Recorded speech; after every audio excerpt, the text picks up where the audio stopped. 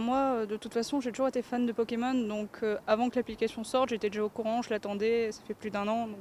Je l'ai découvert en fait quand j'étais aux États-Unis, elle n'était pas encore disponible en France. J'en ai entendu parler, du coup, moi je me suis dit pourquoi pas essayer et ça m'a plu, donc voilà. J'ai joué à pas mal de jeux Pokémon depuis que je suis jeune, donc du coup j'ai voulu essayer. C'est un petit peu l'aventure qui commence vraiment dans la vraie vie et du coup je trouvais ça pas mal comme concept. J'ai connu l'application par un collègue qui m'a montré. À la base, je suis pas adepte, je jouais pas quand j'étais petite, je suis pas connaisseuse, mais j'ai trouvé le principe sympa de devoir sortir pour jouer, donc je me suis dit bon, pourquoi pas. J'ai tendance un peu à me lasser de certaines choses et je pense que c'est n'importe qui un peu comme ça.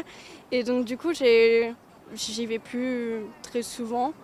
Et donc du coup, après, c'est une découverte comme une autre, mais c'est sûr que c'est un peu compliqué aussi. On ne peut pas attraper tous les Pokémon et puis si on n'a pas forcément envie de sortir, on ne peut pas trop y jouer. Le développeur a prévu d'autres générations, mais bon, je pense pas que ça va suffire pour faire autant de téléchargements que maintenant. Ça a attiré tout le monde dès le début et forcément les gens qui n'ont pas vraiment été fans de Pokémon depuis vraiment plusieurs années, ils trouvent que c'est lassant et du coup ça se comprend qu'ils en aient assez vite marre en fait. Quand on est fan, je pense qu'il y a moins d'ennuis. Parce qu'on tient vraiment à finir le jeu comme n'importe quel autre jeu, alors que quand on n'aime pas spécialement le Pokémon, ça nous est égal. Je suis moi-même adepte, mais pas à 100% non plus, parce que je trouve que c'est assez redondant comme principe d'être toujours attraper les mêmes petits machins. Il y a le principe des combats qui peut être sympa, mais je suis pas forcément adepte, donc je pense que oui, malheureusement, ça va vite s'essouffler. En fait, je trouve qu'on en fait un peu trop sur ce jeu-là.